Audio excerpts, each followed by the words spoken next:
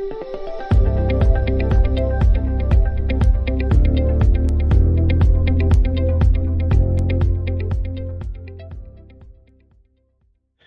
back, everybody, to today's episode. I think we're on episode 9 of Data Archiving 101 with Mark. Today's discussion is going to be focused on the recent announcement that Office 365 prices are due to increase next year.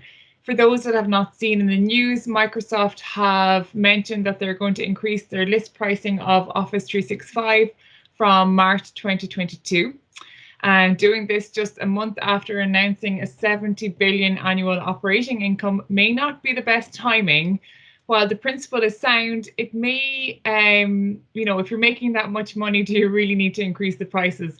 But that's what Mark and myself are here to discuss today. We're going to explore the price increase and maybe discuss around what the potential, what it potentially might mean for our clients. So welcome back, Mark. Hi, Laura. So let's get started. What do you think about this new pricing that's been announced by Microsoft? I suppose it's their products, it's their solution, so inevitably they can price it however they want. It may have been discounted for as an introduction over the years, but really, they provide a solution and they're going to price it for what the market can bear. Could this price increase, do you think, become a regular thing? Maybe not regular, but I think they will have more and more freedom to decide how they price it as they onboard people going forward. I mean, they ultimately want everybody on board Office 365, so then they don't think they will do this, but they can do what they want once they have everybody in their solution. Okay, so you've kind of hinted there at a bit of vendor lock-in. Any suggestions of how those that have recently moved to Office 365, which has probably happened a lot there in the last 2 years, particularly with COVID, how they can avoid vendor lock-in? Well, I think if you're going to, it's quite unusual, Office 365, we spent 20, 30 years in IT trying to have separate repositories for our data, and then Office 365 came along and we've put all our eggs in one basket, literally. Mm-hmm. So,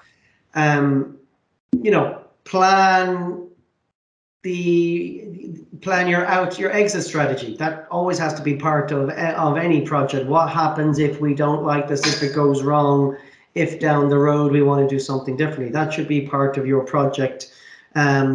What if they start playing hardball? They do things you don't want them to do going forward.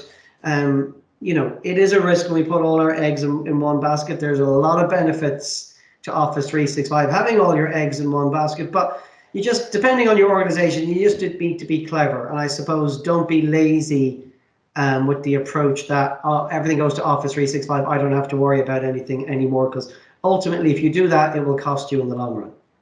Okay, so probably the biggest impact from this price increase is going to be felt by small and medium-sized segments of the market. Those that aren't large enough to get the bulk discounts that can often be gotten from Microsoft. These fees are still going to be a sizable portion of the monthly budgets for organizations, which means that the price increases have to be taken at face value. How do you think organizations might be able to maybe offset the price changes? Well, I think regardless of the price changes, one of the big things I see is an awful lot of our clients are buying into bands that they may not need, or they're buying into a band because they want one feature, yet they get 20, 30, 40 extra features as they move from E1 to E3 or E3 to E5. So again, and this is not easy because I can't even figure it out. Do your homework on what functionality you get with the band.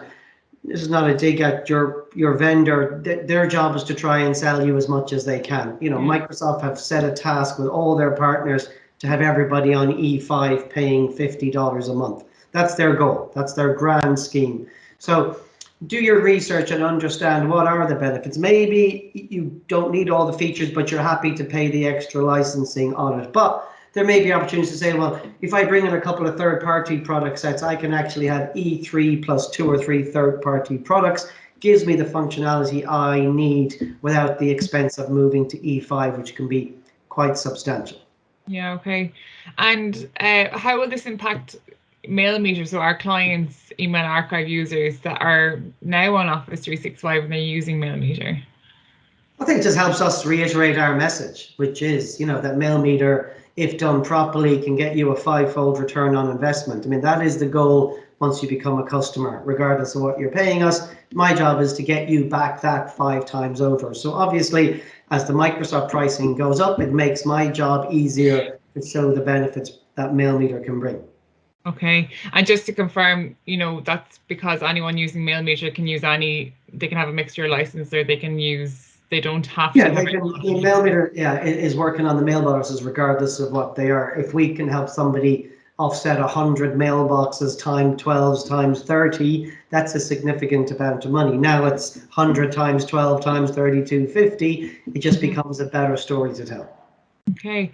So would this be a good opportunity for users of Office 365 to review their spend and their strategy and maybe start thinking about a third party?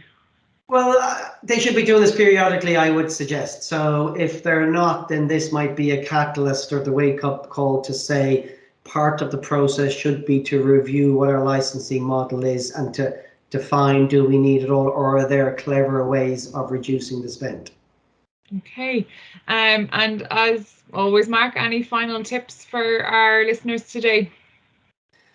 Yeah, I suppose, every single time frame in IT has something that everybody's using, or is the incumbent, or is the most amazing thing that will never change. I mean, Apple went from the most amazing thing in the 70s, 80s to the company nearly dying to now being the biggest company in the world. So don't expect or think that Office 365 is the only solution and it will always be the incumbent and the only option. So again, it will fade too as they put something else in or somebody else comes along and does something differently. So you need to plan for that as well. Okay. Well, thanks a million, Mark, and we look forward to the next episode. No problem, Laura. See you, everybody. See you, everybody. For more information on Microsoft and the new pricing, you can visit our website at www.waterfordtechnologies.com. And we also have a return on investment calculator, so you can check that out as well. Okay, see you all next episode. Bye, guys. Bye-bye.